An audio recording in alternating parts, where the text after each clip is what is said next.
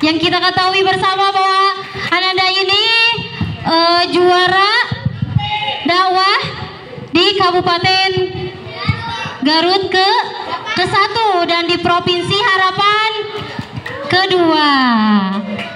Silakan bagi Ananda Jafar. Assalamualaikum warahmatullahi wabarakatuh. Waalaikumsalam warahmatullahi wabarakatuh.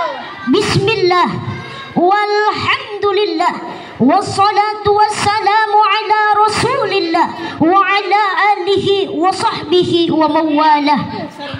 Ashhadu an la ilaha illallah wahdahu la syarikalah wa ashhadu anna muhammadan abduhu wa rasuluh la nabiyya ba'dah. Tiada untayan kata yang paling indah yang keluar dari lisan manusia kecuali lisannya memuji Allah Subhanahu wa ta'ala.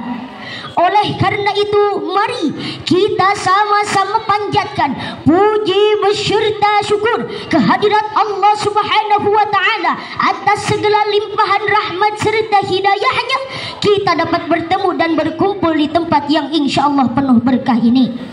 Dan juga tidak lupa salawat beserta salam semoga selalu dan selamanya terlimpah curahkan kepada baginda agung, baginda tercinta, anti dusta, anti durhaka, pembawa amanat yang tak pernah hianat, penyampai risalah yang tak pernah salah, pembawa rahmat bagi semua umat. Dialah Nabi kita tercinta Sayyiduna Muhammadun. Bapak, Ibu guru yang saya hormati dan mudah-mudahan Allah muliakan, serta hadirin yang berbahagia yang saya cintai. Pada kesempatan kali ini saya akan menyampaikan sebuah pidato yang bertema meneladani akhlak Rasulullah sallallahu alaihi wasallam. Rasulullah sallallahu alaihi wasallam uswatun hasanah, suri tauladan yang baik di setiap aspek kehidupan. Salatnya paling bagus, puasanya paling bagus, zikirnya paling bagus, juhudnya paling bagus, ragam amal ibadahnya paling bagus dan memiliki akhlak yang mulia. Nabi Muhammad adalah manusia pilihan yang selalu mengedepankan keadilan dan kasih sayang. Dalam tutur katanya penuh dengan kelembutan, dalam perbuatannya penuh dengan keikhlasan. Kemuliaan Nabi Muhammad terbentang luas baik di dunia dan di akhirat. Nama Nabi Muhammad selalu harum dan disanjung penduduk bumi dan langit. Para sahabat sepakat akhlak beliau seperti Al-Quran, indah dan menawan. Nabi Muhammad adalah satu-satunya Rasul dan Nabi yang dipuji oleh Allah. Di dalam firman-Nya, di dalam Al-Quran surah Al-Qalam ayat 4, faqala ta'ala wa innaka la'ala khuluqin adim. Dan sesungguhnya engkau Muhammad benar-benar berbudi pekerti yang agung. Pernyataan di atas bahwa Nabi Muhammad memiliki akhlak yang agung merupakan pujian Allah kepada beliau yang jarang diberikannya kepada hamba-hambanya yang lain. Nabi Muhammad adalah contoh terbaik dalam segala hal. Akhlak beliau adalah cerminan dari Al-Quran. Dalam sebuah hadis dari Aisyah istri Rasulullah sallallahu alaihi wasallam pernah ditanya, akhlaknya adalah Al-Quran. Hadis riwayat Muslim. Ini menunjukkan bahwa Rasulullah sallallahu alaihi wasallam menjalankan seluruh ajaran Al-Quran dalam kehidupannya sehari-hari. Mari kita lihat beberapa aspek akhlak mulia Rasulullah yang patut kita teladani. Ada sebuah kisah yang menandai akan dekatnya dengan wafat Rasulullah sallallahu alaihi wasallam. Rasulullah berkata, "Wahai Jibril, jiwaku sudah terasa lelah." Jibril mengatakan, akhirat itu lebih baik bagimu daripada dunia, dan pasti Tuhanmu akan memberikan sesuatu kepadamu dan kamu merasa ridho. Rasulullah lantas memerintah Bilal agar mengajak kaum muslim berkumpul di masjid. Kaum muslim segera berkumpul di masjid. Kemudian Rasulullah naik ke atas mimbar. Dari atas mimbar beliau memuji Allah dan menyampaikan khutbah yang membuat hati bergetar dan berberai tangis. Wahai manusia, Nabi model apakah aku ini bagi kalian? Para sahabat menjawab, semoga Allah memberikan balasan, sebab kenabianmu engkau bagikan ayah yang penyayang, saudara yang bijak dan baik hati. Engkau telah menyampaikan risalah Allah dan engkau telah mengajak ke jalan Tuhanmu dituntun. Semoga Allah memberikan balasan kebaikan yang lebih besar yang diterima oleh nabi lainnya. Nabi berkata, wahai kaum muslim, demi Allah dan demi hakku atas kalian, barang siapa yang pernah aku zalimi tanpa sepengetahuanku, berdirilah dan balaslah kezalimanku itu. Tidak ada seseorang pun berdiri. Rasulullah lantas mengulangi ucapan itu. Tidak ada seseorang pun berdiri. Rasulullah lantas mengulangi ucapan itu yang ketiga kalinya. Wahai kaum muslim, demi Allah dan demi hakku atas kalian, barang siapa yang pernah aku zalimi tanpa sepengetahuanku, berdirilah dan balaslah kezalimanku itu. Tiba-tiba ada seseorang kakek berdiri. Kakek itu melangkah barisan jemaah hingga ia ada di hadapan Rasulullah. Kakek itu bernama Uqasyah bin Mihsan. Uqasyah lantas berkata, demi ayah dan ibuku, andai engkau tidak mengulangi kalimat itu sampai 3 kali, pasti aku tidak akan maju. Dulu aku pernah bersamamu dalam satu perang. Setelah perang selesai dan kita memenangkan peperangan itu, kita segera pulang. Untaku dan untamu berjalan sejajar.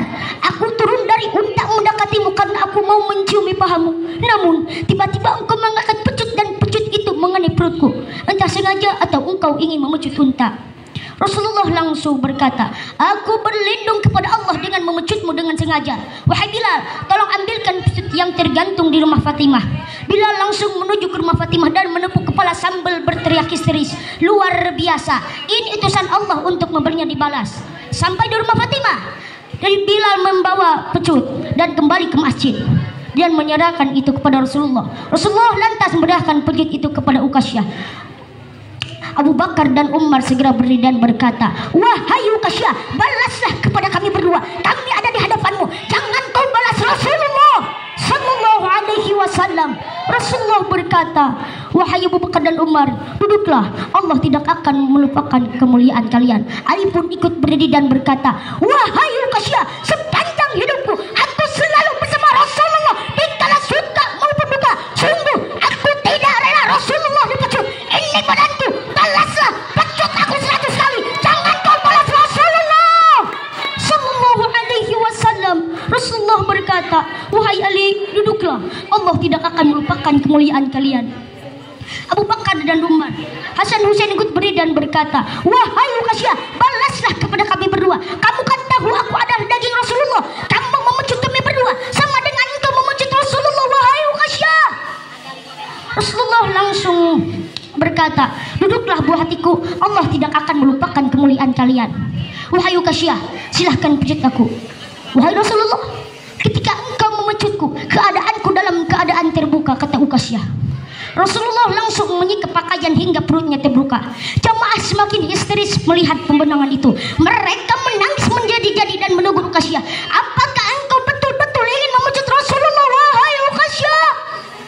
Uqasyah lantas melihat perut Rasulullah dan dia tidak kuasa menahan diri, langsung beringsut ke Rasulullah dan menciumi perutnya.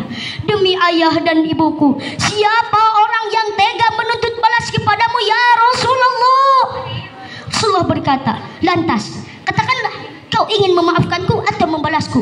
Sungguh aku telah memaafkanmu karena aku mau selamat pada hari kiamat nanti. Rasulullah langsung berkata, siapa orang yang ingin melihat temanku di surga nanti, lihatlah kakek ini. Kaum muslim langsung berdiri dan berhubungi Uqasyah dan menciumi keningnya. Alangkah beruntungnya kamu, alangkah beruntungnya kamu. Kamu akan mendapatkan ampunan pada hari kiamat nanti. Setelah kejadian itu, Rasulullah terjatuh sakit selama 18 hari. Tepat pada hari Senin, Rasulullah wafat meninggalkan dunia yang fana ini. Bapak Ibu Guru, demikian dari saya sampaikan. Mohon maaf atas segala kekurangan dan kehilafannya. Kama qala Ibnu Malik, wa alzamu idan idhafatan ila dzummalil af'ali kahun idza tala wallahul muwaffiq ila aqwamit thoriq. Wassalamu alaikum warahmatullahi wabarakatuh.